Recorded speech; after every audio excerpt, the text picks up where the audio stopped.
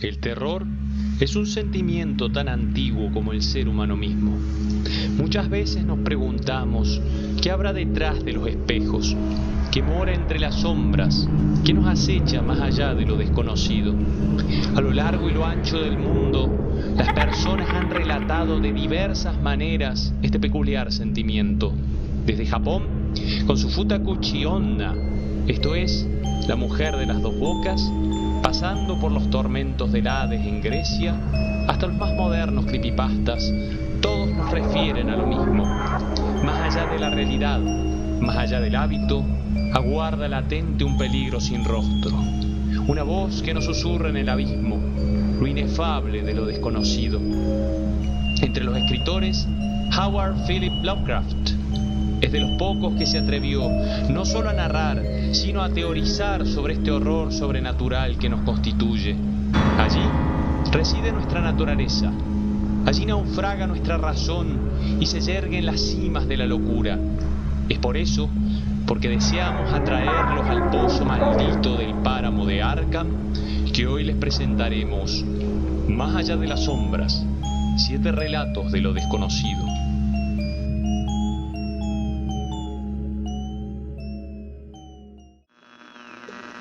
El visitante de la noche.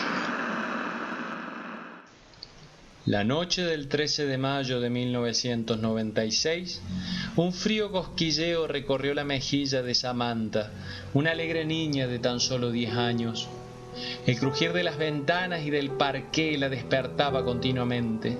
Los relámpagos iluminaban el pueblo de Bad State.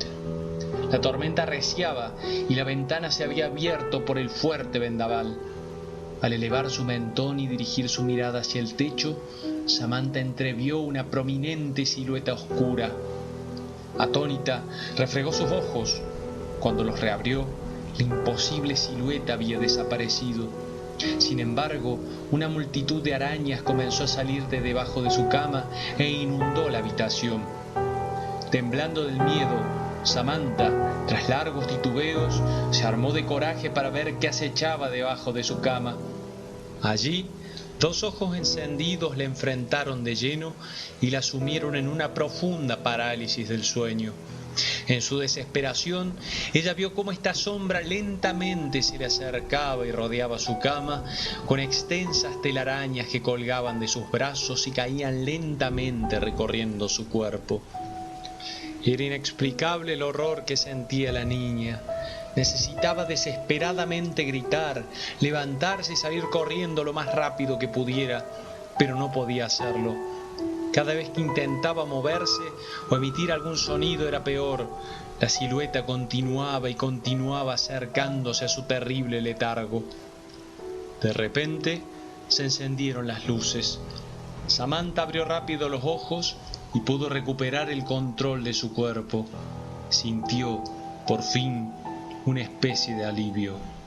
Entonces giró la cabeza y vio claramente al visitante en una esquina. Los gritos retumbaron en todo Bad State.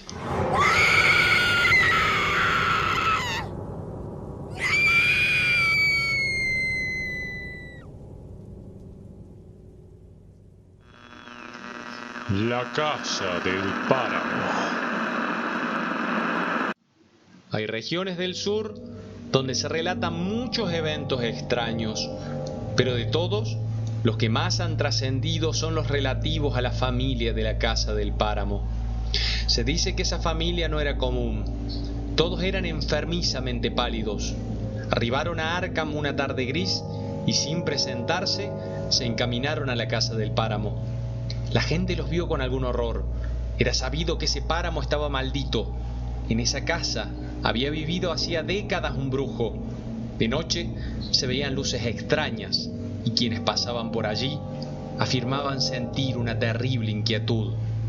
La familia se encerró en la casa. A veces la mujer se acercaba hasta el pueblo, pero solo para hacer lo indispensable. Muchos rumores se levantaron. Algunos incluso llegaron a decir que no eran humanos por su palidez cadavérica.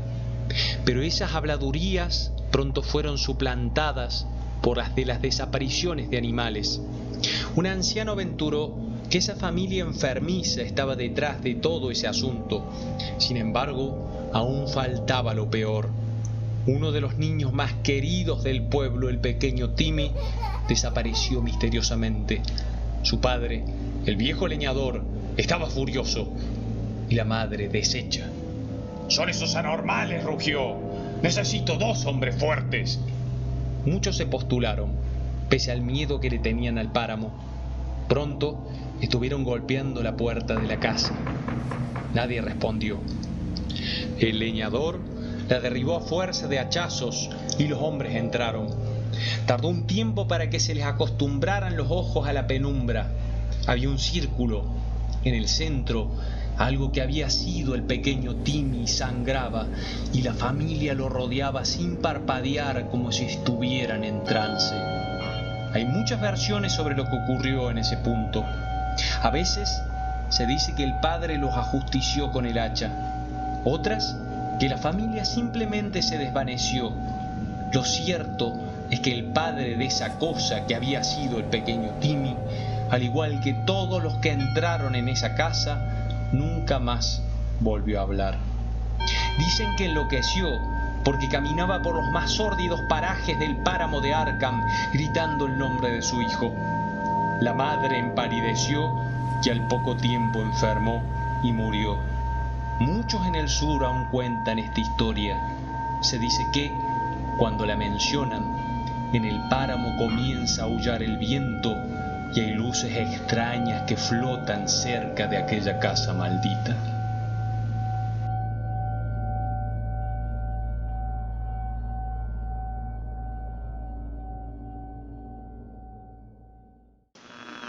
Los suplicantes del destino. El señor John Wesley, dueño de grandes terrenos y prósperas fábricas, buscaba un lugar cómodo y alejado de los molestos ruidos de Londres. Luego de la terrible muerte de su esposa, quien había padecido una enfermedad desconocida, John y su hijo Henry decidieron mudarse a una vieja y aislada mansión para descansar y poder olvidarse de todo lo sucedido. Los vecinos, al enterarse de la inesperada mudanza, rápidamente salieron a advertirles sobre algunos extraños casos de desapariciones. Era un secreto a voces que cada noche de neblina se veían figuras misteriosas, semejantes a personas de distintas edades y estaturas. Algunos decían que se trataba de una especie de círculo vinculado a la magia negra, iniciado en un pequeño convento de la zona. Otros agregaban que no solo se trataba de un círculo cerrado, sino que incluía la aislada e inmensa mansión que había adquirido el señor Wesley para vivir junto a su hijo. La primera noche en la mansión, al señor Wesley se le hizo casi imposible conciliar el sueño. Inquieto, decidió bajar. Mientras bebía un poco de agua para calmar sus nervios, creyó ver una figura en el inmenso jardín trasero. Luego, un centenar de luces empezó a titilar en las afueras, como si se tratase de una extensa procesión. El corazón del señor Wesley retumbaba en medio de la noche. Un sudor frío recorría todo su cuerpo. El pequeño Henry gritó. Wesley corrió desesperado escaleras arriba para ayudar a su hijo, pero ya nada se pudo hacer. Las ventanas estaban abiertas. El niño había desaparecido. A la distancia, las luces de la procesión se perdían en las tinieblas.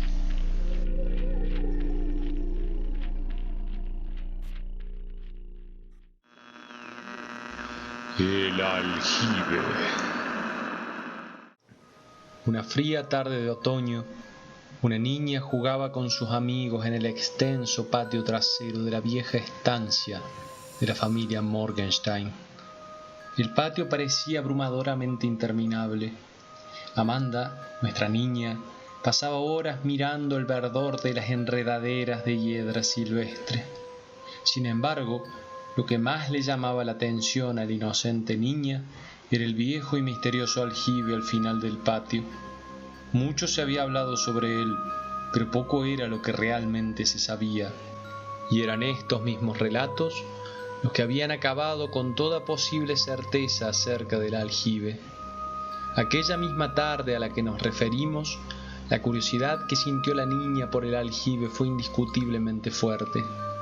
A medida que se aproximaba más y más, el silencio se hizo más notable y un olor nauseabundo comenzó a flotar en el ambiente.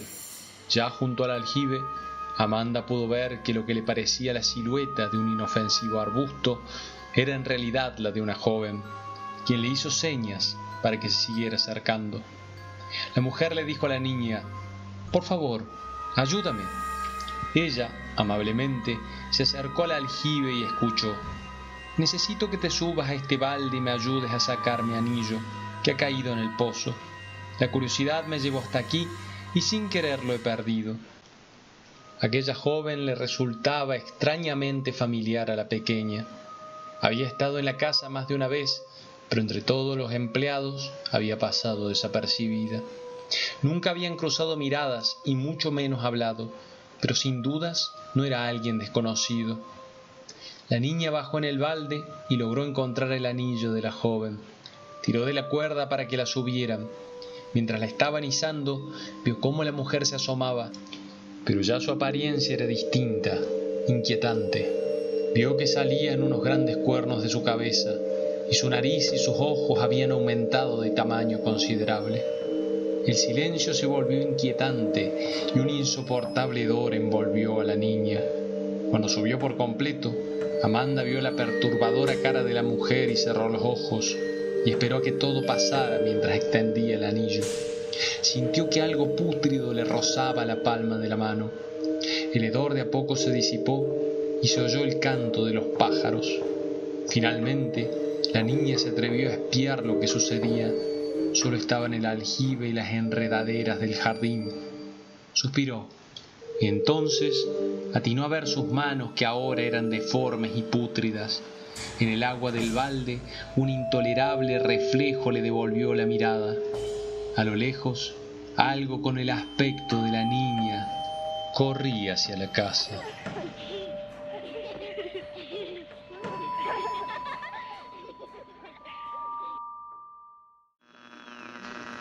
El depredador. Cuando Clement Groening se enteró de la desaparición de su mejor amigo John Swift, decidió encaminarse hacia el Gran Lago. Clement preparó su bote, su mochila, una linterna y un revólver.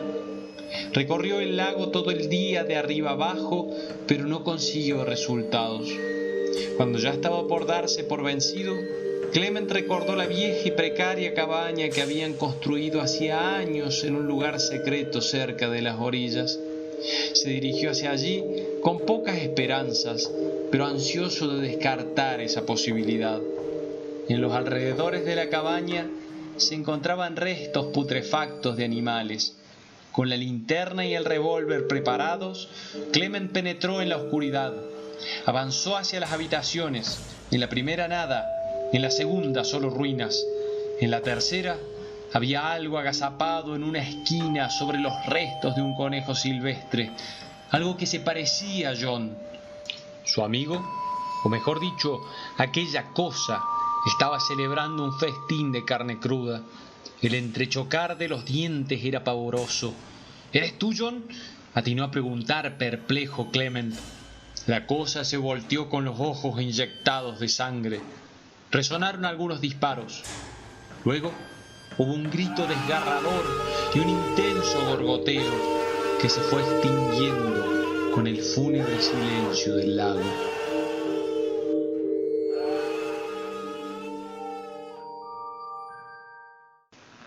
El morador del bosque.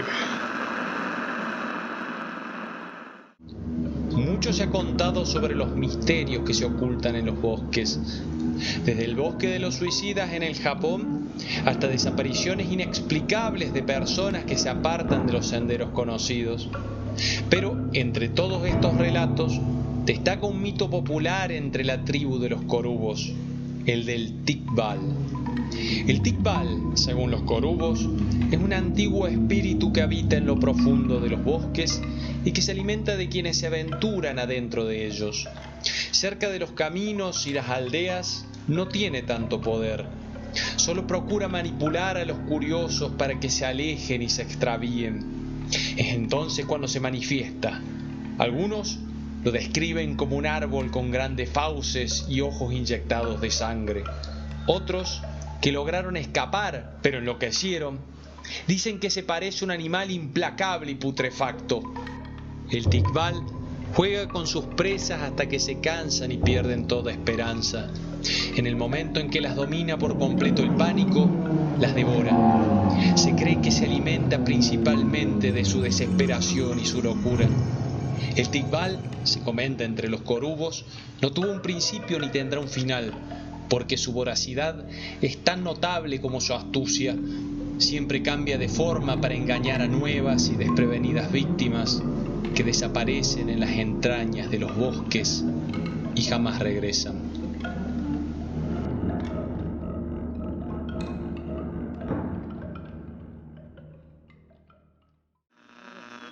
El llamado de lo desconocido. El presente caso ocurrió hace ya varios años. Un grupo de 4 estudiantes, cuyos nombres reales omitiremos, concurrió a una biblioteca de Madrid en busca de información especializada para terminar su tesis. Tras arduas horas de lectura, llegó la medianoche. La biblioteca estaba desierta. Los estudiantes abordaron a un ordenanza que parecía visiblemente nervioso. Le preguntaron por qué nadie en la ciudad estaba en la biblioteca. Entre miradas rápidas, con la respiración entrecortada, murmuró una excusa para salir del paso. Al grupo le llamó poderosamente la atención. Sin embargo, continuó investigando en los lugares más profundos de la biblioteca. Cuando se hicieron las 3, los jóvenes sintieron un clima enrarecido y un frío que calaba los huesos. Se oyeron golpes provenientes de la recepción. Algunos libros se cayeron de las estanterías. Las luces titilaron. Los jóvenes atinaron a mirarse antes de quedar sumidos completamente en la oscuridad. Los estudiantes salieron corriendo, pero las puertas de la biblioteca estaban cerradas de cal y canto. Algo los acechaba, rozaba los libros, rechinaba sus extremidades contra las ventanas. Había un sonido hueco detrás de las paredes. Alguien o algo con la voz de uno de los jóvenes gritó: «¡Huyan, por favor! ¡Me ha atrapado!». Las puertas finalmente cedieron. Los jóvenes huyeron despavoridos, salvo uno, a quien nunca jamás se lo volvió a ver.